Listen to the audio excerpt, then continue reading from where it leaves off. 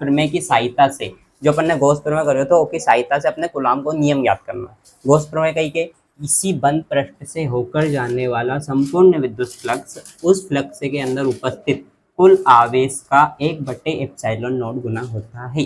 तो जो अपना गॉस प्रमेय है नहीं, उसकी सहायता से अपने कूलाम को नियम याद कर। तो ये अपना गोला है, अपन लिखेंगे गोले एस से होकर जाने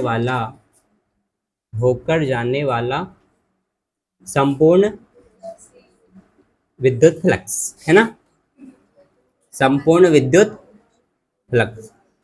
ये अपने जो गोलो एस है इससे होकर जाने वाला संपूर्ण विद्युत फ्लक्स। हाँ बताओ विद्युत फ्लक्स के कैसे दर्शाएं अपन? जीरो नहीं बोलते, उसको बोलते अपन फाई। जीरो नहीं बोलना, फाई। ओके दर्शाएं अपन फाई ई से।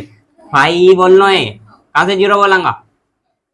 फिर तो एक तो जीरो ही बोलेगा, थीटा है यो। हाँ नहीं, फाई है, फाई। फाई ई बराबर, मैं बताओ कल बताओ तो मैंने ई मल्टीप्लाई एस, जहां ई कही अपनी विद्युत क्षेत्र की तीव्रता और एस कही अपना गोले का पृष्ठीय क्षेत्रफल। अच्छा लिख दे दूं, जहां एस गोले का पृष्ठीय क्षेत्रफल हो गया। जिसको मान के ही रहे मेरे को बताओ, एस बराबर 4πr, कल की डेरिवेशन समझ में आएगी, दो करके देखी थी। फाई ई बराबर, हाँ बताओ ई वैसा को वैसो, एस की जगह करेंगे अपन 4πr स्क्वायर। एक है तो इक्वेशन नंबर 5। ए में ई को मान नहीं धरांगा अभी, ठीक है, नहीं धरांगा क्योंकि अपने ए की सहायता से करना नहीं, इसलिए। ओ में अपना ई को मान अपन ने पहला निकाल लिया, तो ए में अभी कहीं से कहीं तक ई दिख रही गई, इसलिए ई को मान नहीं धरांगा। परंतु कहाँ की प्रमेय से? गॉस प्रमेय से। परंतु गॉस प्रमेय से बेटा पढ़ लेने दोगे। परंतु गॉस प्रमेय से, गॉस प्रमेय कही की अपनी फाई ई बराबर क्यू मल्टीप्लाई 1/ε0, यही के गॉस प्रमेय। ये होगा समीकरण नंबर 2। अगर तुम ध्यान से देखो तो समीकरण 1 और समीकरण 2 दो फाई ई का इक्वल है।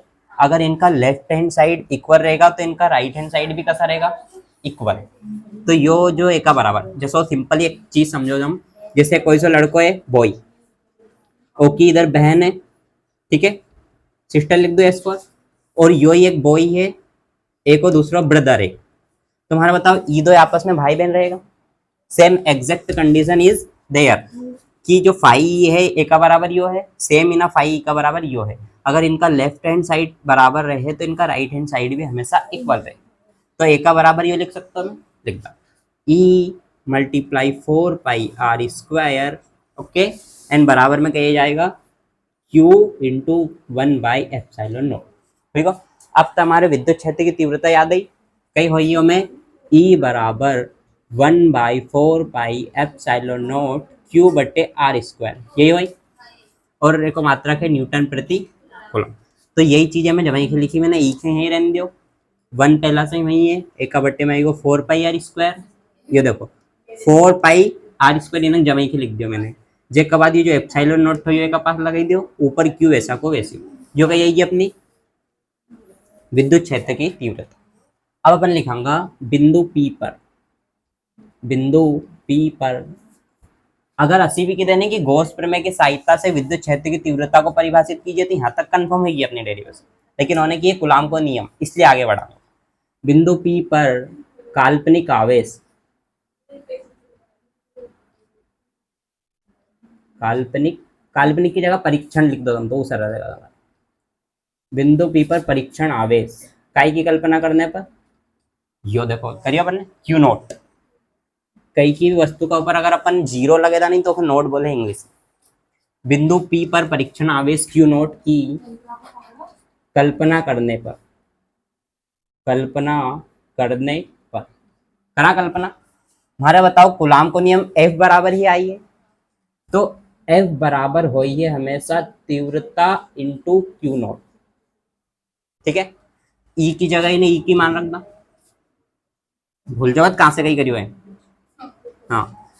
तो F बराबर, हम बताओ E की वैल्यू है यहाँ पे, कहिए E की वैल्यू 1/4πε0 Q, और इसके वाई में क्या है आर स्क्वायर, और एक का पास में कही है क्यू नॉट।